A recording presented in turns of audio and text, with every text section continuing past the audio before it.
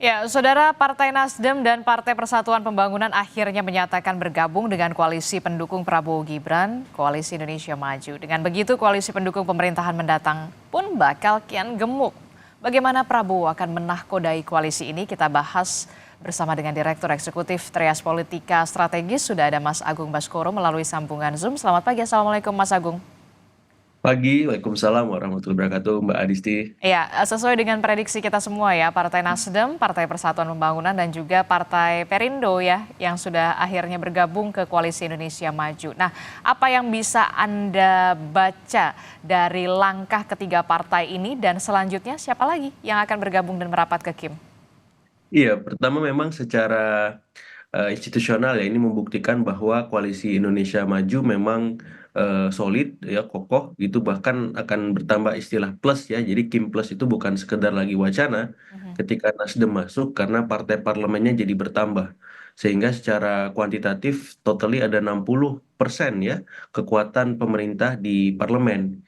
Ini belum kemudian menyusul seandainya memang PKS dalam waktu dekat juga merapat, maka otomatis ya istilahnya koalisi gemuk itu akan semakin mengemuka dan ini sebuah alarm bagi PDIP maupun bagi demokrasi kita Mhm. karena mau nggak mau PDIP harus bekerja dengan sangat keras ya menjalankan check and balances. Mhm. Sementara di sisi publik juga mesti lebih aktif terlibat ya dalam konteks sebagai citizen maupun netizen seperti itu.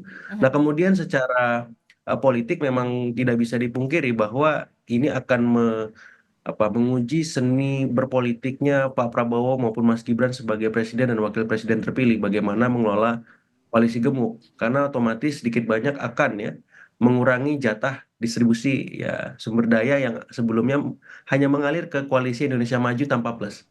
Ya Mhm. mungkin ada jatah menteri yang dikurangi di Mhm. sisi koalisi Indonesia Maju yang ori seperti itu ya. Oke.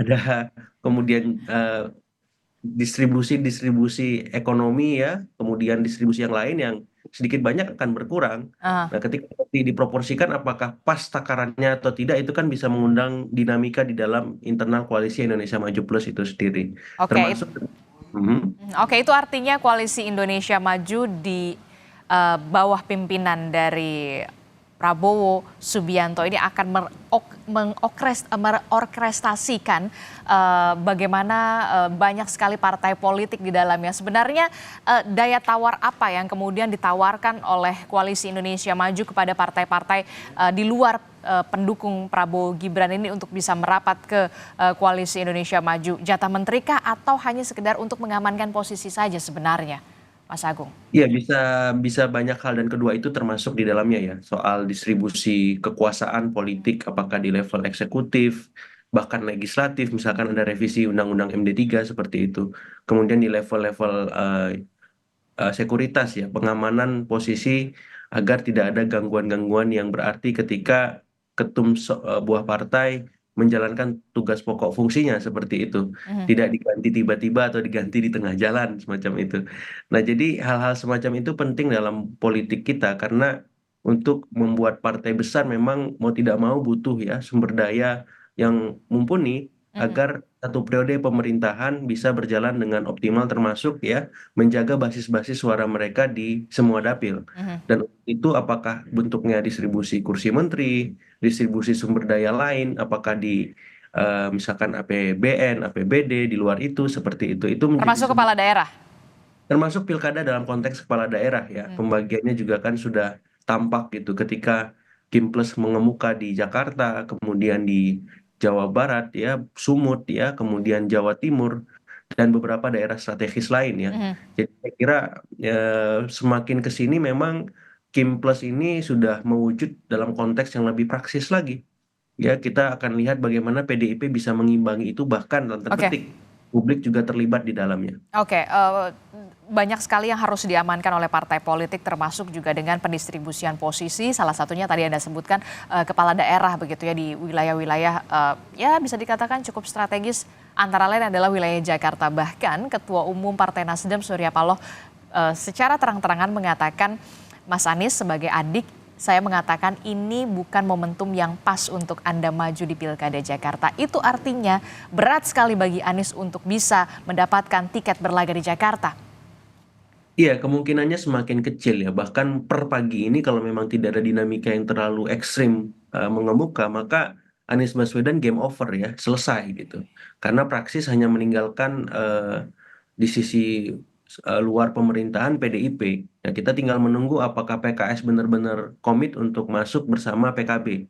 Atau malah ini bisa membuat dinamika baru seperti itu. Tapi yang jelas dengan kondisi per pagi ini, maka kans Anies untuk maju semakin kecil tadi ya, bahkan sudah selesai seperti itu. Dan ya mau nggak mau alternatifnya ya Anies harus melirik misalnya opsi lain di Jawa Barat misalkan, yang Mhm. memang secara ceruk pemilih itu punya kemiripan dengan Jakarta. Jakarta. Mhm. Artinya ada demografi pemilih Islam perkotaan dan Islam perdesaan yang berpadu seperti itu, kelas menengah yang cuman lumayan solid ya. Mhm. Kemudian juga masyarakatnya ya sedikit banyak didominasi pemilih rasional karena ada tertumpu di beberapa kota-kota di besar di Jawa Barat seperti itu. Jadi kalau dipaksa Jakarta semakin sulit, tapi kalau misalkan dibuka wilayah lain, misalkan ada di ya Jawa Barat atau Sumatera Barat atau di mana mungkin Aceh yang memang dan tanda petik punya kemiripan dengan pemilih-pemilih Anies yang Jakarta.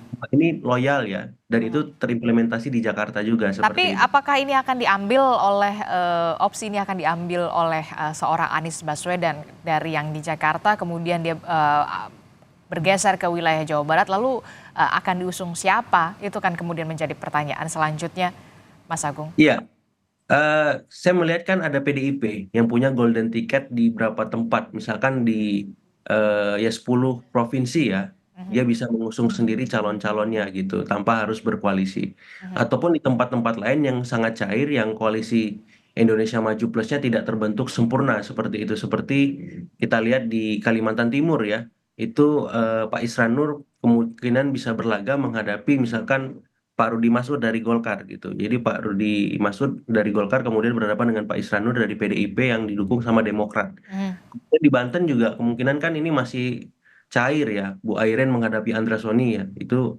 juga Kimplusnya tidak terbentuk dengan sempurna. Jadi Anies bisa melirik ya wilayah-wilayah yang di mana Kimplusnya tidak terbentuk dengan sempurna dan PDIP punya Mhm. apa ya privilege politik tanpa harus berkoalisi dengan partai lain untuk Mhm. bisa mengusung paket calon capres cakada maupun cawakada gitu. Jadi eh, alternatifnya itu untuk Anies ataupun yang membuat partai baru. Saya sering sampaikan ya partai Abah itu Mhm. dikonkretkan aja ya atau dia bergabung dengan partai yang sudah ada ya. Jadi game changer mengubah semua peta yang bisa terbentuk gitu. Masalahnya kan untuk masuk ke partai ini Aniesnya belum ada opsi itu ya. Kemarin kan Oke. sempat ditawarkan PKS dan itu tidak membuat beliau tertarik. Oke, Anda melihat PKB dan juga PKS kalau melihat realitas politiknya semalam, Ya. kemungkinan besar akan bergabung dengan Koalisi Indonesia Maju.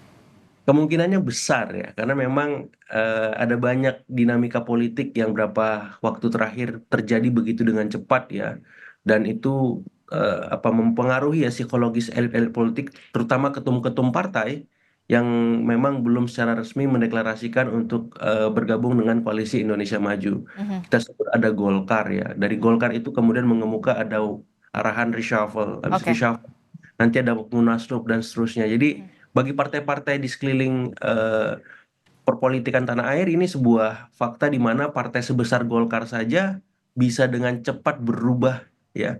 Apalagi misalkan yang memang Partai-partai yang di bawah itu. ya yang kekuatannya tidak lebih besar dari Golkar. Kan Oke. berpikir ulang untuk Mhm. misalkan aneh-aneh ataupun tak sehaluan dengan angin Pemerintahan. kekuasaan hari ini seperti itu. Oke, oke, baik. Terakhir, Mas Agung, Ya. proses demokrasi semacam apa yang bisa Anda lihat gambarannya secara umum dan secara menyeluruh untuk 5 tahun ke depan dengan eh, gemuknya sekali koalisi Indonesia Maju di pemerintahan untuk 5 tahun ke depan? Iya, ini dua sisi mata uang ya. Jadi ini kabar baik untuk stabilitas politik secara nasional, tapi kabar buruk buat demokrasi kita. Karena semua partai merapat dan koalisi yang terbentuk sangat gemuk. Kekhawatiran terbesar saya, aspirasi publik menjadi nomor dua. Karena yang utama adalah bagaimana mengakomodasi kepentingan-kepentingan elit yang memang selama ini sudah terlihat ya. Nah, itu sebuah fakta dan mau tidak mau ya partai yang tersisa PDIP harus menjalankan keoposisian secara substantif sehingga bisa mengorganisir maupun mengorkestrasi ya aspirasi-aspirasi publik yang selama ini pengen melihat sebuah alternatif wacana, alternatif kebijakan maupun hal-hal yang beda yang tidak hanya sekedar iya dan sepakat dengan apa yang dilakukan oleh pemerintah. Ini penting, objektif ini perlu dan saya kira masyarakat ya dalam konteks sebagai tadi netizen maupun citizen harus ambil peran karena kalau tidak ya banyak hal-hal yang kita tidak inginkan ya jadi ada arahan penyalahgunaan kekuasaan mengemuka dan itu membahayakan ya publik maupun bangsa kita secara keseluruhan seperti itu. Jadi tampaknya pernyataan dari Bu Mega, Ketua Umum PDI Perjuangan, bahwa dikatakan kasihan PDI Perjuangan dikungkung, ditelikung, dan ditinggalkan, itu nyata ya adanya? Iya, kondisinya demikian ya, karena kan memang tinggal Oke. PDIP dan di sini saya kira Ibu Mega ya tadi harus turun gunung lah, harus mulai melibatkan semua pihak termasuk ketum-ketum partai ini, ya ngajak satu-satu ketemu, jangan lagi bukan Ibu Mega ya, karena kalau Ibu Mega yang turun kan akan beda sensasinya gitu ya. Publik juga akan melihat wah ini memang sedang Oke. ada kegawat daruratan seperti itu. Oke, baik. Terima kasih untuk pandangannya dan juga perspektifnya. Direktur Eksekutif Trias Politika Strategis Agung Baskoro, kita akan nantikan bagaimana dinamika politik selanjutnya ataukah apakah benar kemudian Partai Keadilan Sejahtera dan juga Partai Kebangkitan Bangsa tinggal menunggu waktu untuk merapat ke Koalisi Indonesia Maju. Terima kasih Mas Agung. Assalamualaikum, Wassalamualaikum, Mbak selamat Adisti, pagi. pemirsa. Waalaikumsalam warahmatullahi wabarakatuh.